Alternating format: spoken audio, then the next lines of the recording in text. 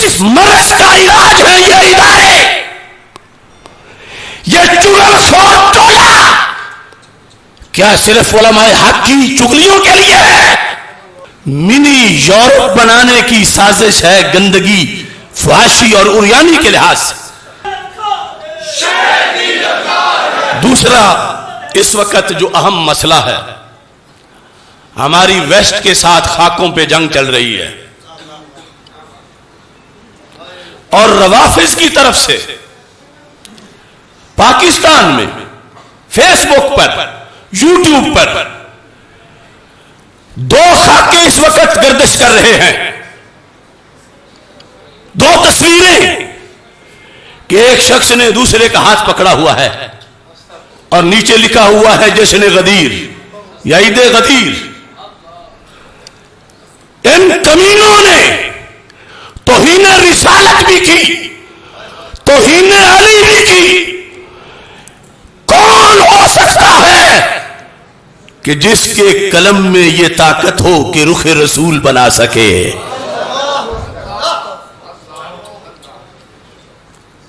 مولا علی کا چہرہ کوئی نہیں بنا سکتا، میرے نبی کا کون بنا سکتا؟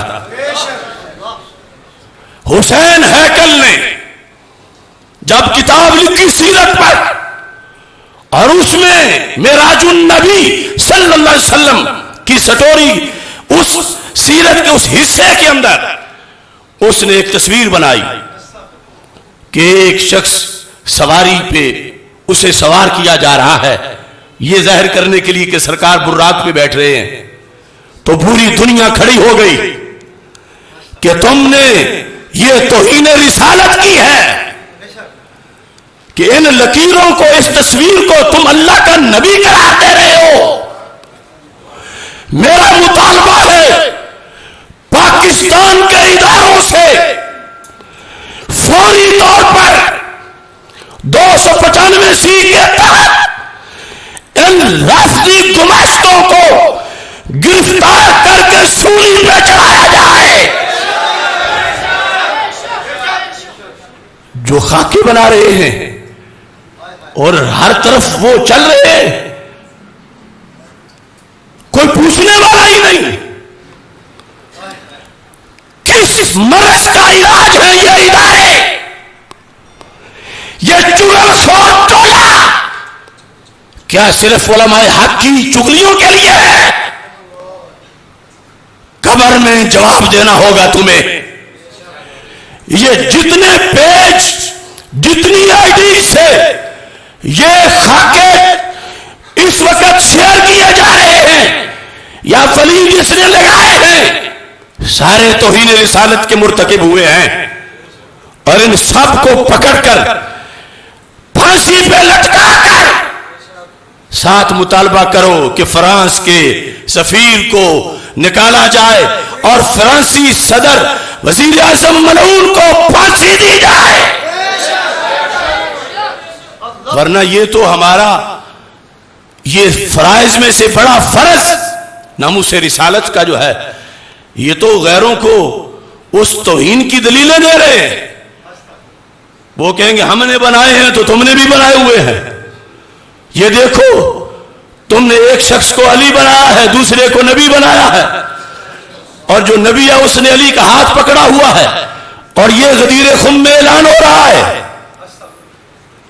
لہذا ارباب حکومت جہاں انہیں جلن ہوتی ہے جب انہیں کوئی گالی دیتا ہے، تو تم پتی کیا پتی کا شوربہ، کیا حیثیت ہے تمہاری کرسیوں کی؟ اس ذات کے ادب کے لیے نکلو جن کی کرسی بھی اللہ کے عرش پر ہے۔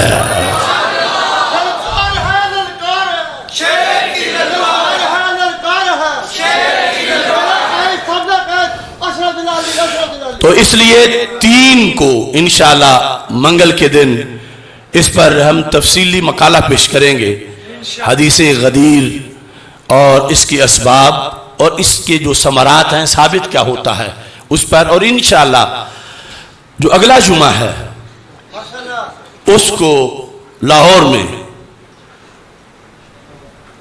جو ڈومیسٹک وائلنس بل پاس ہوا ہے سینٹ سے، جو میرا جسم میری مرضی کا دوسرا حصہ ہے، جو پاکستان کو منی یورپ بنانے کی سازش ہے گندگی، فحاشی اور عریانی کے لحاظ سے، جس کو سینٹ نے منظور کر دیا ہے، اب اگلے مرحلے میں پھر اس کو قومی اسمبلی میں پیش کیا جائے گا، اس سے پہلے اب وہ نظریاتی کونسل کے پاس ہے۔ اس کا شرعی جائزہ لینے کے لیے